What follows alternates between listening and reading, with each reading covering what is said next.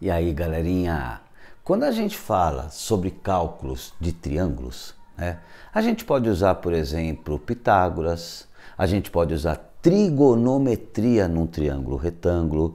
Agora, tanto Pitágoras como as trigonometrias no triângulo retângulo que a gente vê no início, né, dos nossos estudos, por exemplo, no ensino médio ou no nono ano, trabalha com um triângulo retângulo. Mas e se eu quiser um caso aqui, ó, eu quero calcular o valor de x, tá?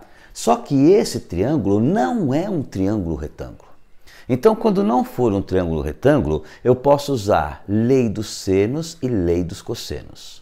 Pô, o que vem a ser isso? Por exemplo, lei dos senos. Esse cálculo aqui, dá para a gente calcular o x pela lei dos senos. O que a lei dos senos nos diz? Ela nos diz o seguinte, ó.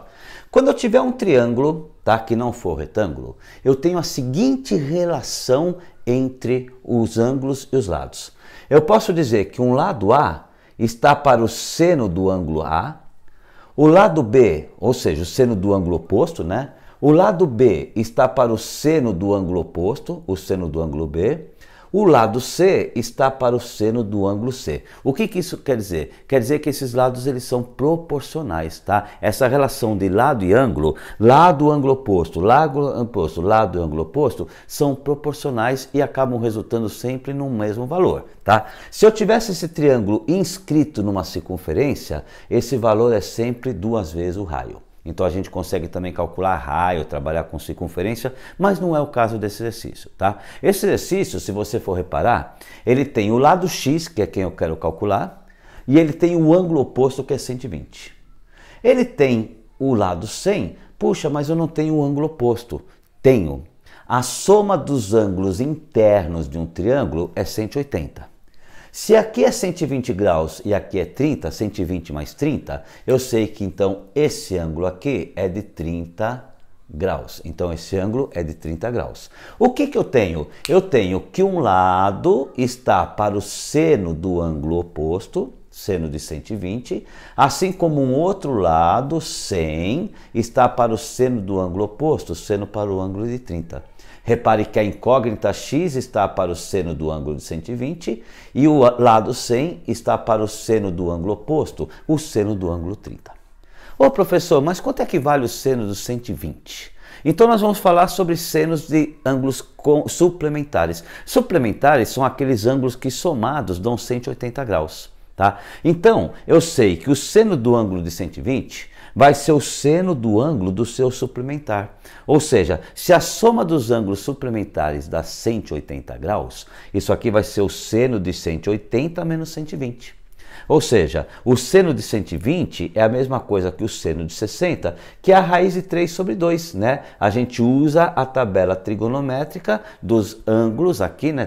Dos ângulos notáveis, 30, 45 e 60, para pegar o valor do seno. Então, o seno de 120 é igual ao seno do seu suplementar.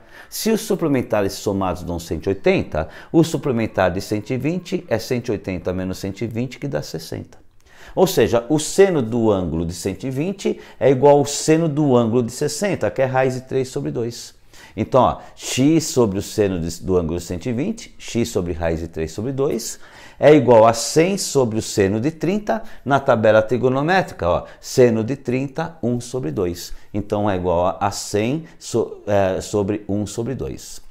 O que eu posso fazer aqui, tá? Eu posso fazer uma multiplicação cruzada, né? Produto dos meios, produto dos extremos. Vamos falar de multiplicação cruzada, né? Uma regrinha de 3.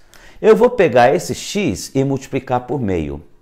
Vai ficar x vezes 1 dá x sobre 2, tá? Ó, x multiplicado por meio, x vezes 1 dá x sobre 2, x sobre 2.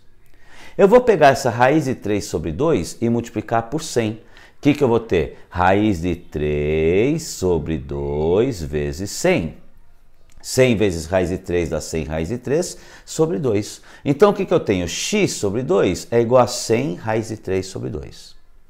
Se eu tenho uma igualdade, eu posso simplesmente simplificar esses dois aqui. Por quê? Porque eu teria que pegar esse 2 e passar para cá multiplicando. Operação inversa da divisão.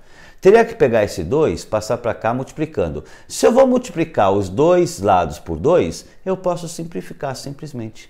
Então isso aqui vai ficar x é igual a 100 raiz de 3 centímetros, que é justamente o valor desse lado.